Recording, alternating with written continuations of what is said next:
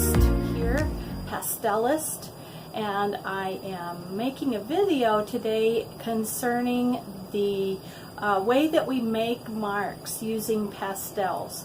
I've been using pastels for about 3 years and I've just fallen in love with them, and there are a few people who are asking me questions, so I wanted to share about how to make marks with pastels. Now, if you don't have pastels, you have questions about pastels that I don't address in this video, it's totally okay for you to put questions in the comments, and I will try to make videos to go with those as well.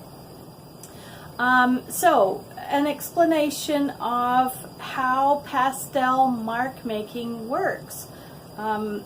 We want to make sure that we are understanding how to use the medium. If you've been used to using a liquid medium with a brush, it's kind of different, but at the same time it's kind of the same. And I want to share that with you. I'm going to put my cover on to keep my clothes clean because pastels will stain. I do work with something over my clothes, or I work and close it. I don't care what happens to. We also need to talk about paper, because today I'm going to be using a piece of 5x7 UArt 400. For me, I have found that UArt 400 is the very best sanded paper for my style. There are a lot of other brands of sanded paper and pastel papers out there, but don't try to use typing paper, watercolor paper, mixed media paper. Don't try to use any of those with pastel. Your results will probably not be pleasing to you. Okay, so here in just a minute we're going to get started with mark making. Let me go ahead and explain the 4 types of marks we're going to talk about today.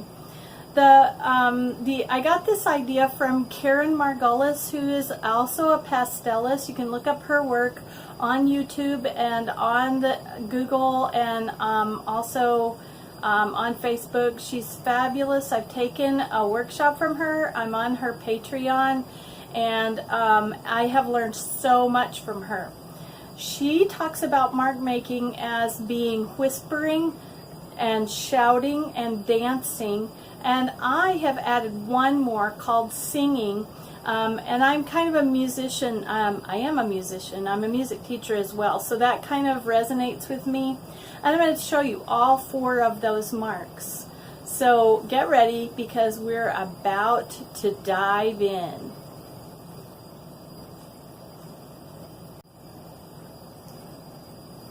Okay, so I'm going to use one of my favorite colors. It's just a luscious purpley pink. A violet red sort of pink, and we're going to start out with a whisper mark. A whisper mark is the way that you would mark to begin a painting. You would probably use a very hard pastel for this, maybe a new pastel. If you have questions about that, I can put a link in. And I'm just barely touching the paper. You can see that it's not even covering up the coloring of the paper. That's a whispering mark, and we would use that to start to block in our shapes.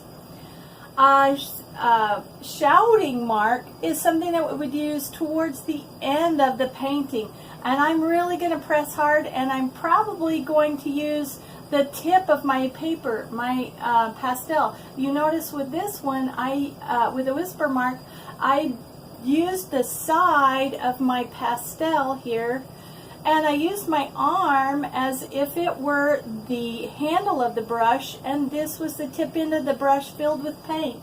And I just barely stroke it on. I can go in any direction, and I can just barely touch. A shouting mark, though, is where you might use the tip end, like using the corner of your brush. Again, this is the handle to your brush. This is your brush. You've loaded the corner, and you direct that mark. You can do all kinds of things with that shouting mark. You can see that it's much more intense, that it covers the paper. Then there is what Karen Margolis calls the dancing mark, and we use that mostly when we're making skies. If you're doing landscapes or something like that, you would use that dancing mark. It's basically a whisper mark, but there's a little kind of rhythm to it, and it just kind of crosses back over itself. Call that a dancing mark. You can see that in some places it covered and some places it didn't, because you usually layer a sky with different colors, so that's going to work well. And then lastly, my invention of a singing mark, and that's where you're going to need a natural and organic looking line. Okay, there are a couple of ways to do that. One is to take a round pastel like this that doesn't have any square edges on it, and use the tip of it around the edge and just roll it. And you get a very organic looking line, kind of like a stem from a flower or a dead stick, something like that that you need. We need to be really careful not to make grasses by doing something like that. It looks like a fence. So we can do them like that. Another way to get that same thing is to draw, but to press and release. So you press and release, press and release, and you get a very much more organic line. Another way to get that singing line is to just use the edge of your pastel, maybe wiggle it a little bit, and you get a very organic feel, which is what we want. So those are our 4 different marks, and my encouragement to you is always to experiment with your art. So today I want you to go and make an experiment with your art. Get out some great paper, get out your pastel, get out your brush, load it with paint, and experiment with these 4 different marks: whisper, shout, dance, and sing. Just experiment with them like I did on a scrap piece of paper, and then choose a simple subject and paint it using your pastels, and see if you can use all 4 types of marks in that painting. Happy painting from the Merry Artist, Esther L. Jones. You can find me, by the way, on Facebook and online at EstherLJones.com, and I would love to have a visit from you and any comments you want to make. Like and share if you